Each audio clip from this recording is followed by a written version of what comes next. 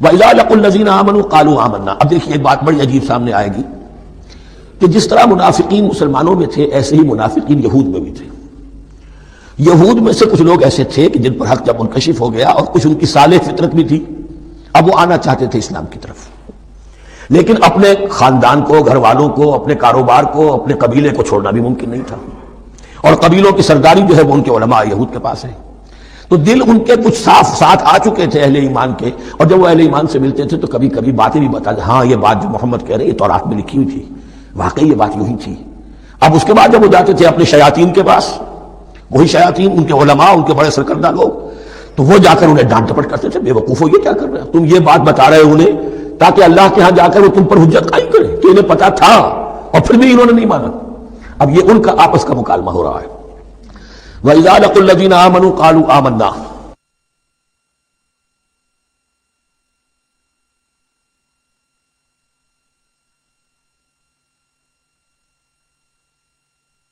اور ان میں سے کچھ لوگ ہیں کہ جب ملتے ہیں اہل ایمان سے تو وہ کہتے ہیں ہم ایمان لے آئے.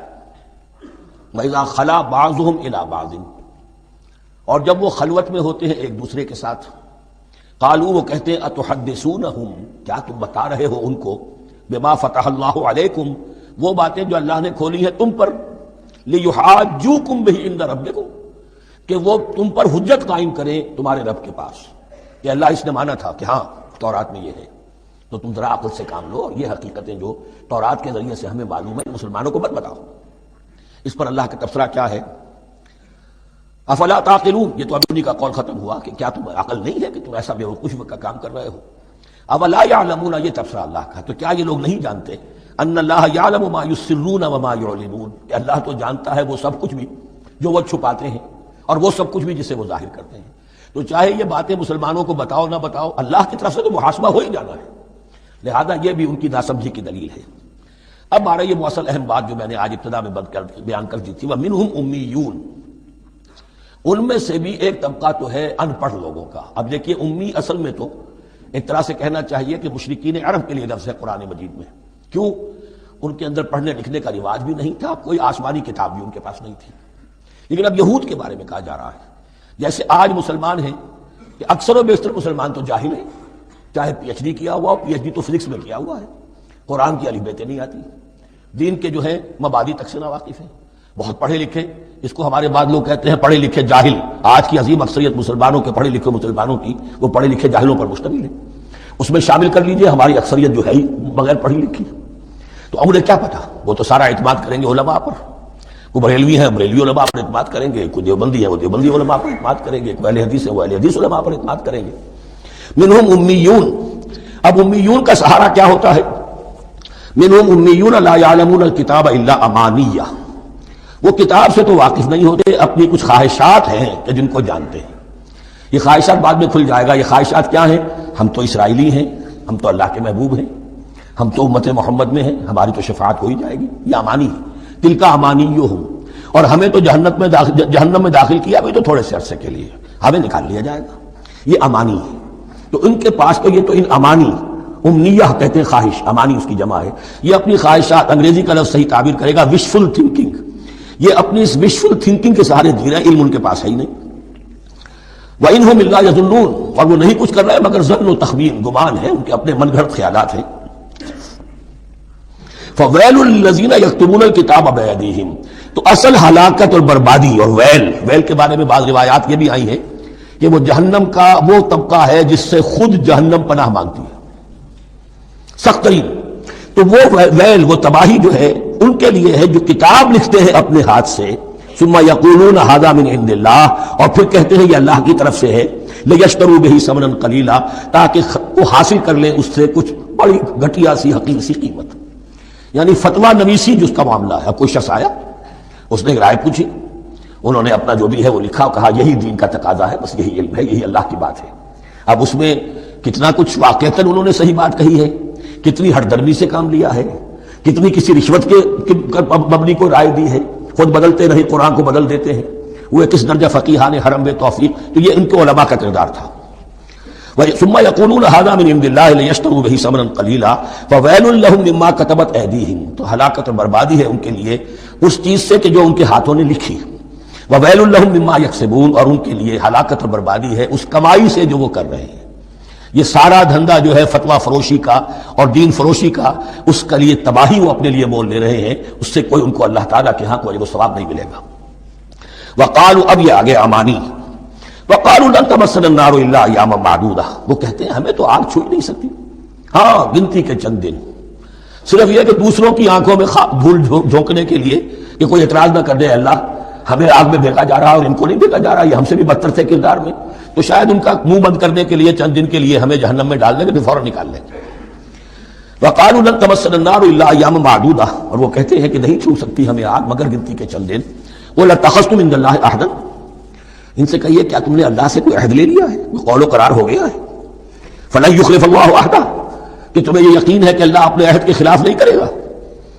ام تقولون علی اللہ ما لا تعلمون، یا تم اللہ کی طرف اس بات کی نسبت کر رہے ہو، تہمت جب لگا رہے ہو، جڑ رہے ہو یہ بات اللہ پر جو تم نہیں جانتے، جس کے لیے تمہارے پاس کوئی علم نہیں ہے۔ بلا من کسب سیئۃ، اب یہ انتہائی وہ یونیورسل ٹروتھس جو ہے جو میں نے کہا تھا، ابدی حقائق، اس کی عظیم ترین حقیقت آ رہی ہے، نوٹ کیجئے۔ بلا، کیوں نہیں، من کسب سیئۃ، جس شخص نے جان بوجھ کر ایک گناہ کمایا، لیکن گناہ بڑا، کبائر، صغائر نہیں، سیئۃ، یہ اس کی جو تنکیر ہے وہ ایک کا فائدہ بھی دے رہی ہے اور تفخیم کا بھی۔ جس نے بھی جان بوجھ کر کسبا، ایک گناہ کمایا، فاحاطت بہ خطیئتہ، اور اس کی خطا نے اس کا گھیراؤ کر لیا، یعنی ایک ہی گناہ ہے، سود کھا رہا ہے، باقی نماز ہے، تہجد ہے، یہ ہے وہ ہے، لیکن اس ایک گناہ کی برائی بھی اتنی اس کے گرد جو ہے چھا جائے گی کہ پھر اس کی یہ ساری نیکیاں ختم کر لے جائیں، ایک گناہ۔ بلا من کسب سیئۃ واحاطت بہ خطیئتہ فاولئک اصحاب النار هم فیہا خالدون، اس میں ہمارے مفسرین نے یہ لکھا ہے کہ اس کی خطا کاری اتنی اس کے اوپر چھا جائے کہ ایمان کا کوئی اثر باقی نہ رہے۔ اور المعاصی برید الکفر، یہ علماء کے ہاں اصول ہے کہ یہ جو گناہ ہوتے ہیں یہ ڈاک ہے کفر کی، ہوتے ہوتے گناہ پر مداومت اگر اس پر چلتا ہے تو اصل میں ہوتے ہوتے ہوتا یہ ہے کہ اسے پتہ بھی نہیں ہوتا، وہ اپنے آپ کو مسلمان سمجھتا ہے، اندر سے ایمان ختم ہو چکا ہوتا ہے۔ دیمک کی طرح جو ہے وہ دروازے کی چوکھٹ جو ہے کھائی گئی، اوپر صرف ایک ونیئر لگا ہوا ہے جو نظر نہیں آ رہا۔ یہ عقل جو ہے اللہ نے دیمک کو بھی دی ہے کہ چھوٹی سی چھپٹی چھوڑ دینا تاکہ دھوکہ کھاتے رہیں لوگ گھر والے، باقی یہ کہ اندر سے کھوکھلا کر دیا۔ اولئک اصحاب النار، یہ آگ والے ہیں، ہم فیہا خالدون، جو اس میں ہمیشہ ہمیشہ رہیں گے۔ یہ ہے قاعدہ کلیہ، قرآن کا قطعی اور ابدی فیصلہ۔ والذین آمنوا وعملوا الصالحات، ہاں اس کے برعکس جو لوگ ایمان لائیں اور نیک عمل کریں۔ اب نیک عمل میں ہر شخص نے اپنا اپنا نظریہ بنا رکھا ہے۔ مراد نیک عمل قرآن مجید کا کیا ہے؟ دین کے سارے تقاضوں کو ادا کرنا، وہ نیک عمل ہوگا۔ آپ نے ایک نیکی لے لی، یتیم خانہ کھول دیا، بڑی فاؤنڈیشن بنا دی، بیواؤں کا انتظام ہو رہا ہے، لیکن کاروبار میں سودی لین دین ہے، جھوٹ ہے، فریب ہے، دھوکہ ہے، سب چل رہا ہے، تو یہ نہیں ہے۔ دین کے تقاضے یہ بھی ہے کہ دین کو قائم کرنے کی جد و جہد میں لگو، اس کی شرائط پوری کرو۔ تو فرمایا والذین آمنوا وعملوا الصالحات اولئک اصحاب الجنہ هم فیہا خالدون، وہ ہیں جنت والے اور وہ اس میں ہمیشہ ہمیشہ رہیں گے۔ وَإِذْ أَخَذْنَا مِيثَاقَ بَنِي إِسْرَائِيلَ لَا تَعْبُدُونَ إِلَّا اللَّهَ، اور یاد کرو جب کہ ہم نے بنی اسرائیل سے عہد لیا تھا تم نہیں عبادت کرو گے کسی کی سوائے اللہ کے۔ وَبِالْوَالِدَيْنِ إِحْسَانًا، اور اس کے ساتھ دوسرا حکم، اور یہ اہم مقام ہے کہ اللہ کے حق کے فوراً بعد والدین کے حق کا ذکر قرآن مجید میں 4 مقامات پر آیا، ان میں سے ایک مقام یہ ہے وَبِالْوَالِدَيْنِ إِحْسَانًا، والدین کے ساتھ نیک سلوک کرو گے، وَذِي الْقُرْبَىٰ، اور قرابت داروں کے ساتھ بھی، وَالْيَتَامَىٰ، اور یتیموں کے ساتھ بھی، وَالْمَسَاكِينَ، اور محتاجوں کے لیے بھی، وَقُولُوا لِلنَّاسِ حُسْنًا، اور لوگوں سے اچھی بات کہو، اچھی بات کہو، صحیح بات کہو، امر بالمعروف کرتے رہو، نیکی کی دعوت دیتے رہو، وَأَقِيمُوا الصَّلَاةَ وَآتُوا الزَّكَاةَ، نماز قائم کرو، قبائل قائم رکھو اور زکوٰۃ ادا کرو گے، یہ گویا کہ معاہدہ ہو رہا ہے۔ ثم تولیتم، پھر دیکھو تم نے اس سے پیٹھ موڑ لی، الا قلیلا منکم، سوائے تم میں سے تھوڑے سے لوگوں کے، وانتم معرضون، اور تم ہو ہی پھر جانے والے، تمہاری یہ عادت کہ گویا کہ طبیعت ثانیہ ہے۔ اب ایک خاص مثال آ رہی ہے، اس کے بعد پھر ایک بہت بڑا یونیورسل ٹروتھ آئے گا۔ مثال کیا ہے؟ اللہ نے ان سے عہد لیا تھا وَإِذْ أَخَذْنَا مِيثَاقَكُمْ، ہم نے تم سے یہ عہد بھی لیا تھا، لا تسفكون دماءكم، دیکھو اپنا خون نہیں بہاؤ گے، یعنی آپس میں جنگ نہیں کرو گے، لڑو گے نہیں، تم بنی اسرائیل ایک وحدت بن کر رہو گے، جیسے کہ قرآن مجید میں آیا ہے انما المؤمنون اخوۃ، تم بھائی بھائی ہو، لا تسفكون دماءكم، اپنا خون نہیں بہاؤ گے، ولا تخرجون انفسکم من دیارکم، اور نہ ہی تم نکالو گے اپنے کچھ لوگوں کو ان کے گھروں سے، اب یہاں مجھے وضاحت کرنی پڑے گی ورنہ بات سمجھ میں نہیں آئے گی کہ جب حضرت یوشع ابن نون کی سرکردگی میں بنی اسرائیل نے فلسطین کو فتح کرنا شروع کیا اور سب سے پہلے جیریکو فتح کیا گیا شہر، اس کے بعد جب سارا فلسطین فتح کر لیا تو انہوں نے ایک مرکزی حکومت قائم نہیں کی، 12 قبیلوں نے 12 حکومتیں بنا لی، جیسے 12 چشمے تھے پانی کے ویسی 12 حکومتیں۔ اب ظاہر بات ہے جہاں 12 حکومتیں ہوں گی تو وہ طوائف الملوک کی جس کو کہتے ہیں آپس کی کھٹپٹ ہوتی تھی، جنگیں ہوتی تھی، پھر ان میں سے ایک دوسرے پر حملہ کر کے وہاں کے لوگوں کو نکال باہر کرتے تھے، بھاگنے پر مجبور کر دیتے تھے، تو یہ تھی ان کی کیفیت۔ لیکن اس کے بعد پھر جب وہ لوگ چلے گئے کہیں کفار کے ملک میں چلے گئے، اب کفار نے جو ہے ان کو لا کر اور ان کے سامنے ان کے ہاں بیچنا چاہا، چونکہ غلام بن گئے وہاں جا کر یا انہوں نے غلام بنا لیا، تو اب فدیہ دے کر چھڑا رہے ہیں کہ ہمیں حکم دیا گیا ہے کہ جو بھی تمہارا اسرائیلی بھائی ہو اس کو فدیہ دے کر چھڑا لو اگر کہیں وہ اسیر ہو جائے۔ تو ایک حکم کو تو مانا نہیں اور دوسرے پر عمل ہو رہا ہے۔ حکم تو یہ تھا کہ آپس میں خون ریزی کرو ہی نہیں، وہ اس حکم کو تو توڑ دیا، لیکن بڑے متقیانہ انداز میں اب جو اس وقت اس کی وجہ سے جو غلام بن گئے یا اسیر ہو گئے اب ان کو چھڑوا رہے ہیں کہ اللہ کا حکم ہے، شریعت کا حکم ہے۔ یہ ہے وہ تضاد جو مسلمان امتوں کے اندر ہو جاتا ہے، اس پر آئے گا وہ یونیورسل ٹروتھ۔ وَإِذْ أَخَذْنَا مِيثَاقَكُمْ لَا يَسْتَسْفِكُونَ دِمَاءَكُمْ، جب یاد کرو جب ہم نے تم سے عہد لیا تھا کہ تم اپنا خون نہیں بہاؤ گے، وَلَا تُخْرِجُونَ أَنفُسَكُم مِّن دِيَارِكُمْ، اور نہ ہی تم اپنے آپ کو اپنے لوگوں کو ان کے گھروں سے نکالو گے، ثُمَّ أَقْرَرْتُمْ وَأَنتُمْ تَشْهَدُونَ، پھر تم نے اقرار کیا تھا اس عہد کو اور قول و قرار کو مان لیا تھا پورے شعور کے ساتھ، تشہدون مانتے ہوئے، ثم انتم ہؤلاء، پھر تم وہی ہو، تم ہی ہو وہ تو تقتلون انفسکم، اپنے ہی لوگوں کو قتل بھی کرتے ہو، وتخرجون فریقا منکم من دیارہم، اور اپنے ہی لوگوں میں سے کچھ لوگوں کو ان کے گھروں سے باہر نکالتے ہو، تظاہرون علیہم بالاسم والعدوان، ان پر چڑھائی کرتے ہو گناہ کے ساتھ بھی اور زیادتی کے ساتھ بھی، وَإِن یاتوکم اسارا، اور اگر وہ قیدی بن کر تمہارے پاس آتے ہیں تفادوہم، تو اب تم ان کا فدیہ دے کر انہیں چھڑاتے ہو، وَهُوَ مُحَرَّمٌ عَلَيْكُمْ إِخْرَاجُهُمْ، حالانکہ ان کا تو نکالنا ہی تم پر حرام کیا گیا تھا۔ اب یہ واقعہ آپ نے پڑھ لیا، سمجھ لیا، اب دیکھیے اس سے جو سبق ہے، مورل لیسن ہے جو ابدی ہے، أَفَتُؤْمِنُونَ بِبَعْضِ الْكِتَابِ وَتَكْفُرُونَ بِبَعْضٍ، تو کیا تم ہماری شریعت کے ایک حصے کو مانتے ہو اور ایک کو نہیں مانتے؟ اب دیکھیے یہ الفاظ اب ہوں گے تعویل عام، جہاں کہیں بھی یہ طرز عمل ہوگا تو یہ آیت اس کو کور کرے گی۔ افتؤمنون ببعض الکتاب وتکفرون ببعض، تو کیا تم مانتے ہو ہماری کتاب کے ایک حصے کو اور ایک کو نہیں مانتے؟ فما جزاء من يفعل ذلك منکم، تو نہیں ہے کوئی سزا اس کی جو یہ حرکت کرے تم میں سے، الا خزي فی الحیات الدنیا، سوائے اس کے کہ دنیا کی زندگی میں رسوائی ہو، ذلت ہو، ویوم القیامہ، اور قیامت کے دن یردون الی اشد العذاب، وہ لوٹا دیے جائیں شدید ترین عذاب میں، وما اللہ بغافل عما تعملون، اور اللہ تعالیٰ غافل نہیں ہے اس سے جو تم کر رہے ہو۔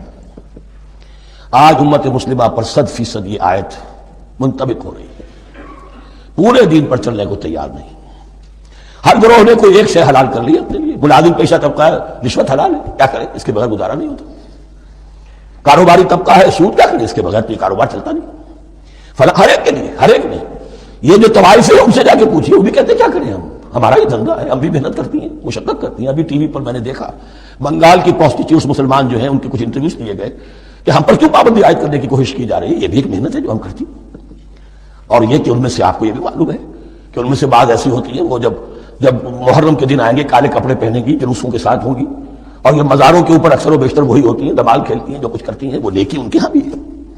تو نیکی اور بدی کا ایک امتزاج ہے، کل دین جب تک وہ نہ ہو تو اس کی سزا یہ ہے خزي فی الحیات الدنیا، وہ ہمارے اوپر ہے، ضربت علیہم الذلۃ والمسکنہ، وہ خز اور وہ ذلت اور مسکنہ تھوپ دی گئی ہے۔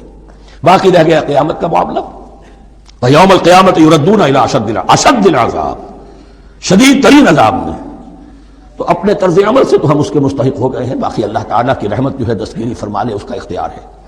لیکن دھمکی کا پھر انداز دیکھیے، وما اللہ بغافل عما تعملون، اللہ غافل نہیں ہے اس سے جو تم کر رہے ہو۔ ہر سال عمرہ فرما کے آ رہے ہیں، کچھ رقم سے فرما کر آ رہے ہیں، یہ اللہ کو معلوم ہے یہ حلال سے کمائی تھی یا حرام سے۔ رمضان مبارک میں حرم میں پہلی صف میں جگہ ریزرو کرائی ہوئی ہے سیٹ صاحب نے، اور وہاں کے شرطوں کو بھی رشوتیں دیتے ہیں، اور وہ سمجھتے ہیں کہ ہم تو سارا نہا دھو کر آ گئے، سال بھر جو بھی حرام کمائی کی تھی سب پاک ہو۔ اللہ نا واقف نہیں ہے، اللہ تمہاری داڑھیوں سے دھوکہ نہیں کھائے گا، اللہ تمہارے اماموں سے اور ابا اور قبا سے دھوکہ نہیں کھائے گا۔ He knows you through and through, He sees you through and through، وَمَا اللَّهُ بِغَافِلٍ عَمَّا تَعْمَلُونَ۔ اولئک الذین اشتروا الحیات الدنیا بالآخرہ، یہ وہ لوگ ہیں جنہوں نے دنیا کی زندگی اختیار کر لی ہے آخرت کو چھوڑ کر. فلا یخفف عنہم العذاب ولا هم ینصرون، تو اب ان کے لیے نہ تو ان سے عذاب میں تخفیف کی جائے گی اور نہ ان کی کوئی مدد کی جائے گی. وَلَقَدْ آتَيْنَا مُوسَى الْكِتَابَ وَقَفَّيْنَا مِن بَعْدِهِ بِالرُّسُلِ، اور ہم نے موسیٰ کو کتاب دی تورات، اور قفینا من بعدہ بالرسل، اور پھر اس کے بعد پے بپے لگاتار ہم رسول بھیجتے رہے. ایک بات نوٹ کر لیجیے گا، لفظ رسول اور لفظ نبی میں کچھ فرق ہے، اس وقت تفصیل میں جانے کا موقع نہیں ہے، لیکن یہ تین جوڑے الفاظ کے ایسے ہیں قرآن مجید کی اصطلاحات کے کہ وہ تینوں مترادف کے طور پر بھی استعمال ہو جاتے ہیں اور علیحدہ علیحدہ اپنا مفہوم بھی رکھتے ہیں. اور اس کا ایک اصول یہ علماء نے بنایا ہے کہ اذا اجتمع تفرقا واذا تفرقا اجتمعا. ایک ہے ایمان اور اسلام، اب یہ بھی مسلم مومن ایک ہی شے ہے، لیکن یہ کہ ایک شے تو نہیں ہے، کچھ فرق بھی ہے. کہیں جہاں ان دونوں الفاظ کو لایا جائے گا بالمقابل تو فرق نظر آ جائے گا، لیکن عام طور پر مسلم کی جگہ مومن، مومن کی جگہ مسلم استعمال ہو جائے گا. کال them rose by any name it will smell as sweet. اس طرح جہاد اور قتال کا معاملہ ہے، دو الفاظ ہیں مختلف ہیں، مفہوم جدا بھی ہے لیکن ایک دوسرے کی جگہ آ بھی جائیں گے. تیسرے نبی اور رسول، فرق ہے. ہر نبی رسول نہیں ہوتا، ہر رسول نبی ہے، یعنی نبی عام ہے، رسول خاص ہے. نبی کو جب کسی خاص قوم کی طرف معین طور پر بھیج دیا جاتا ہے تب وہ رسول ہو جاتا ہے. اس سے پہلے اس کی حیثیت ایک ولی اللہ کی ہے، بہت اعلیٰ درجے کا اللہ کا دوست اور ولی جس پر وحی آ رہی ہے. عام ولی اللہ میں اور نبی میں فرق یہ ہے، ان پر وحی آتی ہے، ان پر وحی نہیں آتی. لیکن اس نبی کو اگر اب آپ بھیج دیں گے کہ جاؤ اذهب الى فرعون، اب وہ رسول ہو گئے. جاؤ مدین کی طرف الی مدین اخاہم شعیبا، اب رسول ہو گئے. تو یہ فرق ہے نبی اور رسول کا. جیسے آپ کے ہاں سی ایس پی کاڈر ہے، اب وہ ڈی سی بھی لگ سکتا ہے، کہیں وہ جوائنٹ سیکرٹری لگا ہوا ہے، کہیں ناپسندیدہ آدمی ہے تو او ایس ڈی لگایا ہوا ہے کہیں، لیکن اس کا کاڈر برقرار رہے گا، سی ایس پی تو ہے. اسی اعتبار سے ہر نبی ہر حال میں نبی ہے، لیکن اس کو اضافی کیفیت ملتی ہے رسول کی. اور ایک بات یہ نوٹ کر لیجئے، نبیوں کو قتل بھی کیا گیا ہے، رسول قتل نہیں ہو سکتے. اللہ کا فیصلہ یہ ہے کہ لاغلبن انا ورسلی، میں اور میرے رسول تو غالب آ کر رہیں گے. جب بھی کسی قوم نے کسی رسول کی جان لینے کی کوشش کی ہے اس قوم کو برباد کر دیا گیا اور رسول اور اس کے ساتھیوں کو بچا لیا گیا. یہ معاملہ ہوا ہے اللہ کا تمام رسولوں کے ساتھ، نبیوں کے ساتھ نہیں. حضرت یحییٰ نبی تھے، قتل کر دیے گئے. حضرت عیسیٰ رسول تھے، قتل نہیں کیے جا سکتے تھے، ان کو زندہ آسمان پر اٹھا لیا گیا. اب وہی دوبارہ آئیں گے، تو رسول جو ہے وہ قتل نہیں ہوتا. اور اسی اعتبار سے حضور کی بڑی گہری تمنا تھی، لَوَدِدتُّ أَنْ أُقْتَلَ فِي سَبِيلِ اللَّهِ ثُمَّ أُحْيَا ثُمَّ أُقْتَلَ ثُمَّ أُحْيَا. میری بڑی خواہش ہے میں اللہ کی راہ میں قتل ہو جاؤں، پھر زندہ کیا جاؤں، پھر قتل کیا جاؤں، پھر اللہ کی راہ میں پھر زندہ کیا جاؤں، پھر قتل کیا جاؤں. لیکن اللہ نے یہ خواہش آپ کی پوری نہیں کی، اس لیے کہ آپ اللہ کے رسول تھے. اب یہاں نوٹ کیجئے گا، یہاں لفظ رسول تو آ گیا ہے لیکن یہ نبی کے معنی میں ہے.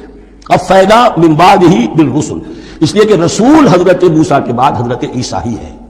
درمیان میں پروفٹس ہیں، prophets of the Old Testament, یہ انبیاء ہیں، لیکن ان کے لیے لفظ رسول آ گیا. وآتینا عیسیٰ ابن مریم البینات وایدناہ بروح القدس، اور ہم نے عیسیٰ کو بڑی واضح نشانیاں دی. حصی معجزات جتنے حضرت مسیح کو دیے گئے ہیں ویسے اور کسی نبی کو نہیں دیے گئے. یہ بعد میں تذکرہ آ جائے گا سورہ آل عمران میں. اور ہم نے مدد کی ان کی روح القدس کے ساتھ، حضرت جبرائیل کی خاص تائید انہیں حاصل تھی. ظاہر بات ہے، میں نے عرض کیا ہے کہ جو معجزہ ہوتا ہے وہ کسی نبی کی اپنی طاقت سے اس کا ظہور نہیں ہوتا، رسول کے کسی طاقت سے، یا کرامت کسی ولی اللہ کے اپنے اختیار میں نہیں ہوتی، یہ اللہ کی طرف سے. اور اس کے لیے ظہور جو ہوتا ہے وہ فرشتوں کے ذریعے سے. ایدناہ بروح القدس افکلما جاءکم رسول بما لا تہوی انفسکم.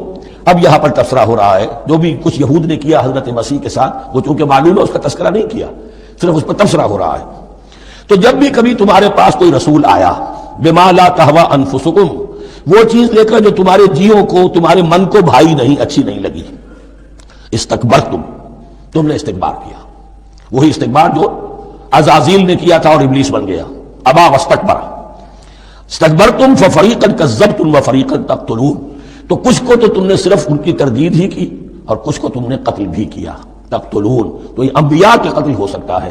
اور نمبر دو ایک رائے یہ دی گئی ہے تقتلون جو ہے قتل تم نہیں آیا ہے، یہ فعل مضارع ہے، اور فعل مضارع کے اندر ایک فعل جاری رہتا ہے، ختم نہیں ہوتا. گویا کہ تم قتل کرنے کی کوشش کرتے رہے.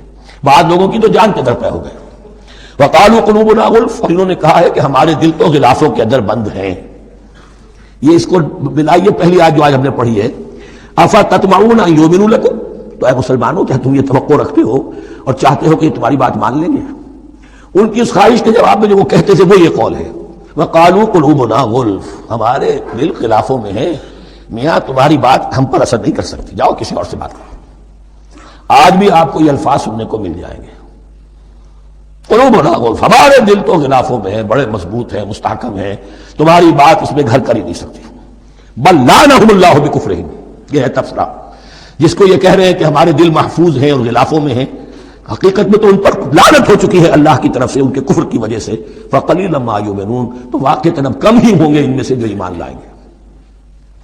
فلما جاءہم کتاب من اللہ مصدق لما معہم، اب یہاں پر ذکر ہو رہا ہے خود حضور صلی اللہ علیہ وسلم کا، اور جب آ گئی ان کے پاس کتاب اللہ کے پاس سے، یعنی یہ قرآن، مصدق لما معہم، جو اس کی تصدیق کرتے ہوئے آیا جو ان کے پاس ہے۔ میں اس کی وضاحت کر چکا ہوں، قرآن ایک طرف تصدیق کرتا ہے تورات اور انجیل کی، اور دوسری طرف وہ مصداق بن کر آیا ہے تورات اور انجیل کی پیشن گوئیوں کا۔ وَكَانُوا مِن قَبْلُ يَسْتَفْتِحُونَ عَلَى الَّذِينَ كَفَرُوا، اور ان کا حال یہ تھا کہ وہ آخری کتاب اور آخری نبی کے حوالے اور واسطے سے اللہ تعالیٰ سے فتح کی دعائیں کیا کرتے تھے کافروں کے خلاف۔ ہوتا کیا تھا کہ یہ تین قبیلے مدینے میں آ گئے کہ جو یہودی تھے، بنو قینقاع، بنو نضیر اور بنو قریظہ، اسی میں وہاں رہتے تھے اوس اور خزرج جو یمن سے آئے تھے، اصل عربی قبائل تھے، پھر آس پاس کے قبائل بھی تھے، وہ سب کے سب امیین میں سے تھے، ان کے پاس نہ کوئی کتاب، نہ کوئی شریعت، نہ کسی نبوت سے آگاہ۔ اب ان کے آپس میں جب لڑائیاں ہوتی تھیں اور یہ مار کھاتے تھے، سرمایہ دار تھے، دولت والے تھے، عام طور پر بزدل تھے، لہذا جب بھی کبھی مقابلہ ہوتا تھا مار کھاتے تھے۔ تو وہاں یہ کہا کرتے تھے کہ ابھی تو تم ہمیں مار لیتے ہو، دبا لیتے ہو، نبی آخری زمان کی آنے کا وقت آ چکا ہے، وہ نئی کتاب لے کر آئیں گے، جب وہ آئیں گے ہم ان کے ساتھ ہو کر جب ان سے جنگ کریں گے تو تم ہمیں شکست نہیں دے سکو گے، ہمیں فتح حاصل ہوگی۔ اور دعا کیا کرتے تھے اللہ اس نبی آخر زمان کا ظہور جلد ہو تاکہ اس کے واسطے سے اور اس کے ذریعے سے اس کے صدقے ہمیں فتح مل سکے۔ یہ دعائیں تھیں، چونکہ خزرج اور اوس کے لوگوں نے ان کی یہ دعائیں سنی ہوئی تھیں۔ یہی وجہ ہے کہ حج میں سن 11 نبوی کے حج میں یا سن 10 نبوی کے حج میں جب وہاں پر 6 آدمیوں سے حضور نے بات کی جو خزرج کے تھے، سب کے سب انہوں نے کڑنکھیوں سے ایک دوسرے کو دیکھا، معلوم ہوتا ہے یہ وہی نبی ہے جن کا ذکر یہ یہودی کرتے ہیں۔ تو اس سے پہلے کہ وہ ایمان لائے تم ایمان لاؤ، گویا کہ وہ علم بالواسطہ طور پر جو انہیں پہنچا تھا وہ ان کے لیے کتنا بڑا سرمایہ بن گیا، ان کی نجات کا ذریعہ بن گیا۔ اور وہ علم جو ان کے پاس تھا تعصب کی وجہ سے اور تکبر کی وجہ سے وہ اسی طرح رہ گئے۔ فذهب الله بنورهم وتركهم في ظلمات لا يبصرون صم بكم عمي فهم لا يرجعون۔ ولما جاءهم كتاب من عند الله مصدق لما معهم وكانوا من قبل يستفتحون على الذين كفروا فلما جاءهم ما عرفوا كفروا به۔ تو جب ان کے پاس آ گئے وہ چیز جسے انہوں نے پہچان لیا پھر انہوں نے کفر کیا۔ فلعنۃ اللہ علی الکافرین، تو اللہ کی لعنت ہے ایسے کافروں پر۔ بئس ما اشتروا به انفسهم ان يكفروا بما انزل الله بغيا ان ينزل الله من فضله على من يشاء من عباده، بہت بری شے ہے جس کے عوض کہ انہوں نے اپنی جانوں کو فروخت کر دیا۔ یعنی دنیا کا حقیر سا نفع، یہاں کی حقیر سی مسندیں، یہاں کا جو بھی چودراہٹیں ہیں، جو بھی ان کی حیثیت ہے، صرف اس کا قربانی دینے کو تیار نہیں، یہی تو سبب ہے، اس کی وجہ سے کفر کر رہے ہیں پہچان کر۔ تو بری ہے وہ شے جس کے لیے انہوں نے اپنے آپ کو بیچ دیا۔ ان یکفروا، کہ وہ کفر کر رہے ہیں اس وجہ سے، بما انزل اللہ بغیا، جو اللہ نے نازل فرمایا ہے، اور کفر کیوں کر رہے ہیں اس زدہ میں، ان ينزل اللہ من فضلہ علی من یشاء من عبادہ، کہ اللہ تعالیٰ نے نازل کر دیا ہے اپنے اس فضل میں سے اپنے بندوں میں سے جس پر چاہا۔ وہ اس امید میں تھے کہ وہ اسرائیلی ہی ہوگا۔ جب 1400 برس تک نبوت ہمارے پاس رہی، اب فترت کا زمانہ ہے، 600 برس گزر گئے، اب آخری نبی آنا ہے، ان کو گمان یہ تھا وہ ہم میں سے ہی ہوگا۔ یہاں یہ ہوا کہ یہ رحمت اللہ کی اور یہ فضل جو ہے بنی اسماعیل پر ہو گیا۔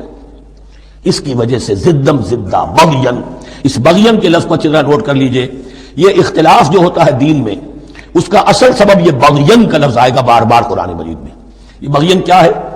جسے عہد حاضر کے ایک خاص جو مکتب فکر ہے سائیکالوجی کا، ایڈلر کا، اس میں یہ قرار دیا گیا ہے کہ انسان کے جو موٹیوز ہیں، جو اس کا انسٹنکٹس ہیں، ان میں ایک بہت پاورفل موٹیو جو ہے to dominate, urge to dominate.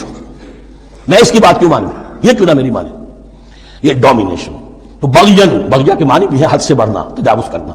تو وہ اپنی حد سے بڑھ کر دوسروں کے اوپر روب گاجنے کے لیے یہ سارا انہوں نے کیا، اس وجہ سے کہ بنی اسماعیل کے ایک شخص محمد صلی اللہ علیہ وسلم پر اللہ تعالیٰ نے یہ رحمت نازل فرما دی۔ فباؤوا بغضب علی غضب، تو وہ لوٹے غضب پر غضب لے کر، یعنی تہ برتہ غضب ہے ان پر اللہ تعالیٰ کا۔ وَلِلْكَافِرِينَ عَذَابٌ مُهِينٌ، اور ایسے کافروں کے لیے اہانت آمیز، مہین اہانت سے بنا ہے، اہانت آمیز عذاب ہے۔ حي على الفلاح